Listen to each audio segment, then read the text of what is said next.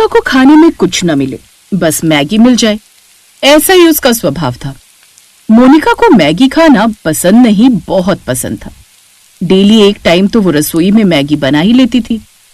आज भी जब वो मैगी बना रही थी तभी, आओ आओ कलावती, आज इधर की राह कैसे भूल गई? जब से तू ये मोहल्ला छोड़कर गई है, तूने तो मोहल्ले में आना ही बंद कर दिया। शालू की अभी कुछ दिन पहले ही बेटी हुई है, ये ले पहले मिठाई खा और मुंह मीठा कर, इसी वजह से बहुत व्यस्त थी। क्या शालू की बेटी हुई है? अरे वाह वाह, बड़ी खुशी की बात है ये तो। फिर मैं तो एक नहीं दो दो लड्डू खाऊंगी। हाँ बड़ी बढ़िया खुशबू आ रही है रसोई में, क्या बन रहा है? मोनिका मैगी बना रही है। अच्छा मैगी बना रही है। वैसे एक बात बोलूं, इस मोहल्ले में जब रहती थी तो मोनिका के हाथ की मैगी कभी कभी मैं भी खा लेती थी, पर अब जब से यहाँ से गई हूँ एक दिन भी मैगी नहीं खाई। तभी मोनिका 2 बाउल में गरम गरम मैगी ले आती है। नमस्ते आंटी जी, ये लीजिए मेरे हाथों की मैगी, आप बिल्कुल सही समय पर आए हो। माँ ये लो, मैं आपके लिए भी ले आई। तुम्हारी मैगी का स्वाद कभी नहीं बदलता। आंटी मैं बदली हूँ क्या? नहीं बिटिया, तुम भी वैसी ही हो जैसी हमेशा रहती हो, बड़ों की इज्जत करने वाली। अरे कमलेश, अब मोनिका के भी हाथ पीले कर दे। क्या तू एक लड़का है, मैं बात चलाऊं? हाँ चला लो बात, मैं तो मोनिका के लिए लड़का देख ही रही हूँ। ठीक है तो कल ही जाती हूँ। कलावती ने जिस घर में मोनिका के रिश्ते की बात की, उस घर में सास को मैगी से नफरत थी। घर में कोई भी मैगी नहीं खाता था। अब कलावती ने इतनी बात नहीं की। अब ऐसी छोटी छोटी बातें रिश्ते में कौन ही करता है, पर जो चीज मोनिका की सबसे फेवरेट थी उसी को लेकर आगे कलेश होंगे, मोनिका ये तो नहीं जानती थी। शादी हुई, मोनिका ससुराल आई और शादी के दूसरे दिन ननद ने मोनिका से पूछा, भाभी माँ पूछ रही है आप नाश्ते में क्या खाओगे? मेरा तो मैगी खाने का मन है, पिछले 2-3 दिन से खाई नहीं, मैं बना लूं क्या? ना ना ना ना ना भाभी, मैगी का नाम मेरे सामने ले लिया, पर माँ के सामने मैगी का नाम मत ले लेना। क्यों, इसमें क्या प्रॉब्लम है? कोई नॉनवेज का नाम थोड़ी ले रही हो, सिर्फ मैगी तो बोला। नॉनवेज खा सकते हो, वो तो घर में बनता है, सब खाते हैं, पर मैगी से माँ को नफरत है। क्यों, मैगी में क्या दिक्कत है? उन्हें लगता है मैगी फालतू की चीज है, उसकी जगह कुछ और खा ले, इसीलिए वो घर में किसी को भी मैगी नहीं खाने देती हैं। मोनिका का चेहरा उतर गया। फिर उसने अपने आप को संभाला और रोहित के पास गई। रोहित, मुझे मैगी खानी है। मैगी? अब आप भी यही कहोगे कि मैगी का नाम मत लो, पर आपने मेरे साथ 7 वचन लेते हुए कसम खाई थी, आप मेरी हर पसंद नापसंद का ख्याल रखोगे। अब मेरी सबसे फेवरेट चीज मैगी और वही मुझसे छिन जाएगी। नहीं, कभी नहीं। रोहित, मुझे मैगी खानी है, प्लीज मुझे मैगी ला दो, बहुत मन कर रहा है खाने का। मोनिका, मैं तुम्हारी इतनी हेल्प कर सकता हूँ कि तुम बाजार चलो, मैं किसी मैगी पॉइंट से तुम्हें मैगी खिला दूंगा। नहीं रोहित, मुझे अपने हाथ की मैगी पसंद है, मैं घर पर भी खुद ही मैगी बनाती थी, ये भी मेरा घर है, यहाँ भी मैं अपनी पसंद की चीज बना सकती हूँ। मोनिका रसोई में गई और अपनी सास से बोली, माँ जी ये घर भी मेरा उतना ही है ना जितना मेरी मम्मी का घर? हाँ बहू, क्यों नहीं, ये घर तुम्हारा ही तो है, तुम ऐसा क्यों पूछ रही हो? क्योंकि मुझे मैगी खानी है। क्या मैगी? नहीं, आज नाम ले लिया, अब नाम मत लेना। इस घर में मैगी का नाम कोई नहीं लेता, बाकी तुम जो मर्जी खाओ पर मैगी नहीं। तुम्हें पता नहीं था इसलिए मैं तुम्हें कुछ कह नहीं रही हूँ, पर आगे से ख्याल रखना, मैगी का नाम बिल्कुल मत लेना। नहीं, मैं आपकी बात नहीं मानूंगी, मैं अपने घर में हूँ, आपने ही तो कहा ये मेरा भी घर है, तो मैं अपने घर में अपनी पसंद की चीज जरूर बनाऊंगी। मोनिका की बातें सुनकर सास गुस्से में आ गई और उन्होंने कलावती को फोन मिला दिया। हेलो कलावती, ये कैसी लड़की हमारे घर के लिए बता दी? मैंने कहा था हमारे लिए संस्कारी लड़की जो सबका सम्मान करे ऐसी ढूंढना। अरे लक्ष्मी, क्यों बात का बतंगड़ बना रही हो, रखो फोन। ससुर ने कलावती को समझा बुझाकर फोन रख दिया। बाजार से उस दिन मोनिका की वजह से मैगी आई, उसने अपने मन को नहीं मारा, शायद ये सही भी था। मोनिका बस एक मैगी तो खाना चाहती थी। उसने बहुत इज्जत से सास से पूछा था, पर सास ने उसकी भावनाओं को नहीं समझा तो मोनिका को ये कदम उठाना पड़ा। मैगी की खुशबू पूरे घर में महक रही थी। अब पानी तो रोहित और शिखा के मुंह में भी आ रहा था, पर हिम्मत दोनों की नहीं थी कि मोनिका से थोड़ी मैगी मांग ले। मोनिका ने कटोरा भरकर मैगी ली और ड्राइंग रूम में सोफे पर बैठ गई। वो कांटे चम्मच को घुमा घुमा कर मैगी खाती तो रोहित और ननद शिखा टेढ़ी नजरों से देखते। शिखा, तुम्हारे और तुम्हारे भैया के लिए मैंने मैगी बचा दी है, चाहो तो दोनों खा लो। बस, फिर क्या था, कुछ ही देर में रोहित और शिखा भी मैगी चट कर गए। भाभी, मजा आ गया, आप तो बहुत टेस्टी मैगी बनाते हो। हाँ मोनिका, मैगी बहुत टेस्टी बनी है। सुनो, अपने में से एक चम्मच और खिलाना। बिल्कुल नहीं, जरा सी तो है और मेरी झूठी है। शायद तुम्हें पता नहीं, जूठा खिलाने से प्यार बढ़ता है। ये बात है तो लो, ये एक चम्मच खा लो। भैया कितने चालू हैं भाभी, आपको झांसा देकर सारी मैगी खा जाना चाहते हैं। मोनिका, मुझे तुम्हें सॉरी भी बोलना है, मैंने सुबह तुम्हारा साथ नहीं दिया। अरे नहीं, इसमें सॉरी बोलने की कोई जरूरत नहीं। आपने जो किया वो भी अपनी जगह सही था। फिर आप भी मैगी तो नहीं खाते हो। आज जिस तरह से मैगी खाने की खुशी आप दोनों के चेहरे पर मुझे दिखाई थी, उस खुशी को देखते हुए मैंने सोच लिया, अब मैं जब भी मैगी बनाऊंगी आप दोनों को जरूर दूंगी। अब मोनिका जब भी अपने लिए मैगी बनाती तो रोहित और शिखा को जरूर खिलाती। एक दिन शिखा मोनिका से बोली, भाभी आपको पता है, मैंने एक वीडियो देखी थी यूट्यूब और इंस्टाग्राम पर। उसमें एक लड़की ने बड़ा टब भरकर मैगी बनाई थी। उसके बहुत व्यूज और लाइक्स आए, फेमस हो गई वो लड़की। अब वो ब्रांड्स के साथ काम करती है, अच्छे पैसे भी कमाती है। आप भी ऐसा कुछ करो ना भाभी, आप भी ढेर सारी मैगी बनाओ, क्या पता आपका भी लक लग जाए। अच्छा, पर मैं ढेर सारी मैगी बनाऊंगी किसमें? उसके लिए कोई बड़ा बर्तन भी तो होना चाहिए।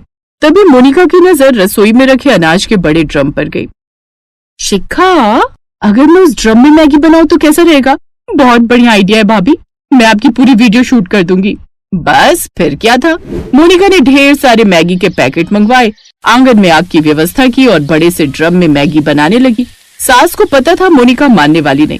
मोनिका ने खूब मेहनत के साथ ड्रम भरकर मैगी बनाई। शिखा ने उसकी पूरी वीडियो शूट की, पर अब टेंशन की बात ये थी कि ड्रम भरकर मैगी तो बन गई, वीडियो भी बना ली। अब इतनी सारी मैगी का करें क्या? मैगी की जगह कोई अच्छी चीज बनाती तो लोगों में बांट भी देते। अब ये ड्रम भरकर मैगी किसे दोगी, कौन खाएगा? बहू, इसमें मैं तुम्हारी मदद कर सकता हूँ। यहाँ पास में ही एक अनाथ आश्रम है, क्यों ना तुम ये सारी मैगी वहाँ बच्चों में बांट दो। बाबूजी, आइडिया तो अच्छा है, इसी बहाने बच्चों को उनकी फेवरेट चीज मिल जाएगी। सब लोग अनाथ आश्रम में मैगी बांटने जाने लगे। माँ जी, आपको मैगी से प्रॉब्लम है ये मैं मानती हूँ, पर बच्चों से तो नहीं है ना? अगर आप भी साथ चलोगे तो मुझे अच्छा लगेगा। सब लोग मिलकर अनाथ आश्रम जाते हैं। मोनिका सबके साथ मिलकर मैगी बांट रही थी। सास साथ आने को तैयार तो हो गई, पर वहां जाकर वो एक साइड में खड़ी हो गई। ये क्या है? बच्चे ने एक ड्राइंग बनाकर मोनिका की सास लक्ष्मी के हाथ में दी। उस ड्राइंग को देखकर लक्ष्मी की आंखों में आंसू आ गए। ड्राइंग में बहुत सारे बच्चे एक दादी के इर्द गिर्द बैठे मैगी खा रहे थे। वहीं साइड में लिखा था, थैंक यू दादी जी, ऐसी टेस्टी मैगी रोज लाना, आई लव यू दादी माँ। मोनिका की सास लक्ष्मी को उस दिन समझ आ गया कि गलत मैगी नहीं, गलत उसकी सोच थी। अब मोनिका की सास को मैगी से नफरत नहीं, बल्कि मैगी से प्यार हो गया।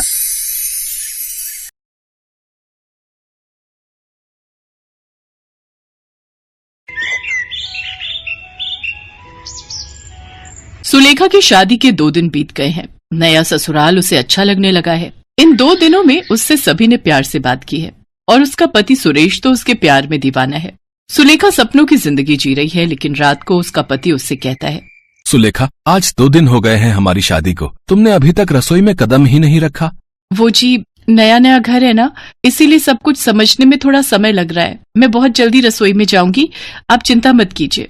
बहुत जल्दी नहीं, तुम कल ही रसोई में जाओगी और नाश्ते में चाउमीन बनाओगी। तुम्हें जिस दिन हम देखने गए थे उस दिन चाउमीन बहुत बढ़िया बनाई थी तुमने, कल वही बनाना, ठीक है?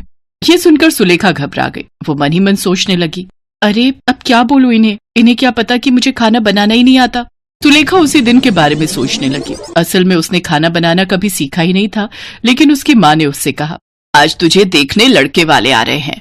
वो लोग अगर खाना बनाने के बारे में पूछे तो बोलना कि तुझे सब कुछ बनाना आता है। ठीक है माँ।